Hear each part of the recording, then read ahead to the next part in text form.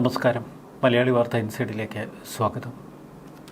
ഇക്കഴിഞ്ഞ ദിവസങ്ങളിൽ UDFിൻ്റെ ഏറ്റവും വലിയ പ്രാർത്ഥന MV ഗോവിന്ദൻ പരമാവധി പത്രസമ്മേളനങ്ങൾ നടത്തണമെന്നായിരുന്നു. എന്നാൽ UDFിൽ നിരാശ പടർത്തിക്കൊണ്ട് ഇപ്പോൾ CPM കൈക്കൊണ്ടിരിക്കുന്ന ഒരു തീരുമാനം, തൽക്കാലം MV ഗോവിന്ദൻ ഷെഡിൽ കയറിയിരിക്കട്ടെ, ഒരൊറ്റ മാധ്യമ സമ്മേളനങ്ങൾ പോലും ഇനി MV ഗോവിന്ദൻ നടത്തണ്ട.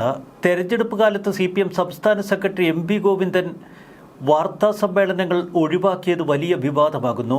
മുമ്പൊക്കെ തെരഞ്ഞെടുപ്പ് കാലത്ത് അന്ന് CPM സംസ്ഥാന സെക്രട്ടറി ആയിരുന്ന കോടിയേരി ബാലകൃഷ്ണൻ സ്ഥിരമായി വാർത്താ സമ്മേളനങ്ങൾ നടത്താറുണ്ടായിരുന്നു. മറുവശത്ത് മുഖ്യമന്ത്രി പിണറായി വിജയൻ എല്ലാ ദിവസവും ഇപ്പോൾ വാർത്താ സമ്മേളനങ്ങൾ നടത്തുന്നു.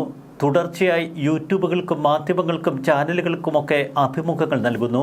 എപ്പോൾ എവിടെ വെച്ച് മാധ്യമപ്രവർത്തകരെ കാണുമ്പോഴും പിണറായി വിജയൻ ഒന്ന് സംസാരിക്കാൻ ശ്രമിക്കുന്നു. എല്ലാ സ്ഥലങ്ങളിലും സെറ്റിട്ട് നിർത്തിയതുപോലെ കൈരളി, ദേശാഭിമാനി, റിപ്പോർട്ടർ ചാനലിലെ മാധ്യമപ്രവർത്തകർ. MV ഗോവിന്ദൻ വാർത്താ സമ്മേളനം ഒഴിവാക്കി മറുവശത്തിത M സ്വരാജിനെ പാർട്ടി നിയോഗിച്ചിരിക്കുന്നു. രാഷ്ട്രീയ എതിരാളികൾക്കുള്ള മറുപടി M സ്വരാജ് നൽകട്ടെ എന്നാണ് CPMൻ്റെ തീരുമാനം. ചുരുക്കത്തിൽ MV ഗോവിന്ദനെ ഒഴിവാക്കി പെട്ടെന്ന് തന്നെ M സ്വരാജിനെ CPM സംസ്ഥാന സെക്രട്ടറി ആക്കും എന്ന സൂചനയും പുറത്തുവരുന്നു. CPM സംസ്ഥാന സെക്രട്ടേറിയറ്റ് അംഗമാണ് M സ്വരാജ്. മറ്റ് നിയോജക മണ്ഡലങ്ങളിൽ സ്ഥാനാർത്ഥികളുടെ പ്രത്യേക പരിപാടികൾക്കും ക്ഷണിതാവായി പാർട്ടി നിർദ്ദേശിക്കുന്നത് M സ്വരാജിനെയാണ്.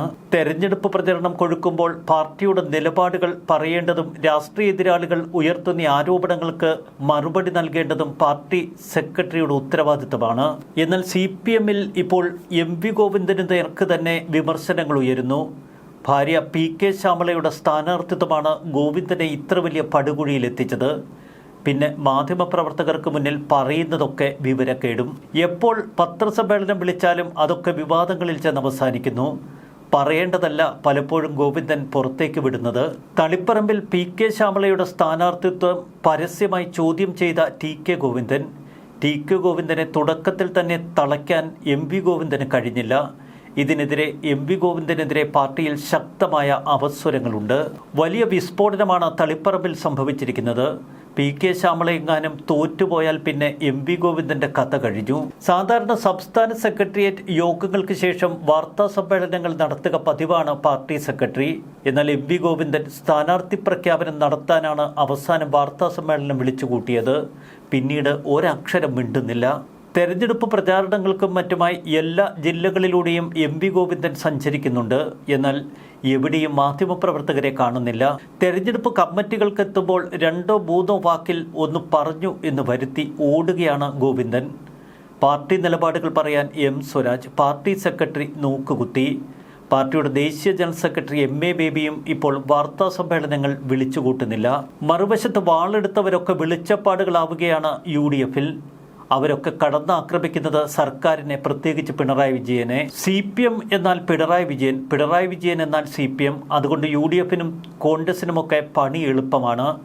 ആക്രമണങ്ങൾ അത്രയും പിണറായി വിജയന് നേർക്ക്. മുഖ്യമന്ത്രിക്കെതിരെ CPMനെതിരെ ആരോപണങ്ങൾ ഉന്നയിക്കുമ്പോൾ നേരിട്ട് മറുപടി പറയേണ്ട ബാധ്യത അങ്ങനെ പിണറായി വിജയനിൽ കൂടുന്നു.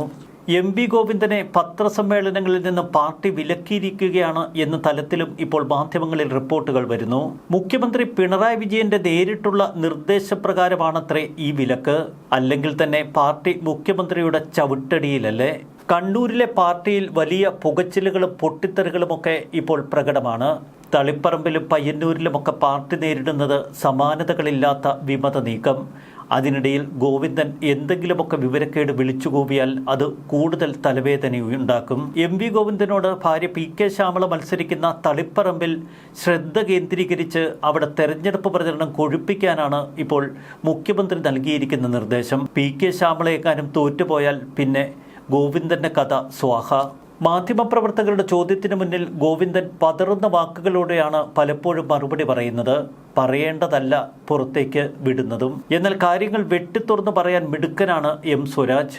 മാധ്യമങ്ങളെ നേരിടാൻ സ്വരാജാണ് നല്ലത് എന്ന് മുഖ്യമന്ത്രി വിലയിരുത്തിയതിങ്ങനെ. തെരഞ്ഞെടുപ്പിന്റെ തിരക്കുകൾ കാരണമാണ് പാർട്ടി സെക്രട്ടറി ഇപ്പോൾ മാധ്യമങ്ങളെ കാണാതിരിക്കുന്നതെന്നാണ് MV ഗോവിന്ദന്റെ അടുത്ത ആളുകളുടെ വിശദീകരണം. കഴിഞ്ഞ ദിവസം തിരുവനന്തപുരത്ത് വെച്ച് M സ്വരാജ് നടത്തിയ വാർത്താ സമ്മേളനം അതിൽ നമുക്ക് ഇടയ്ക്കിടെ കാണാം എന്ന് പത്രക്കാരോട് എം സ്വരാജ് പറയുന്നുണ്ട്.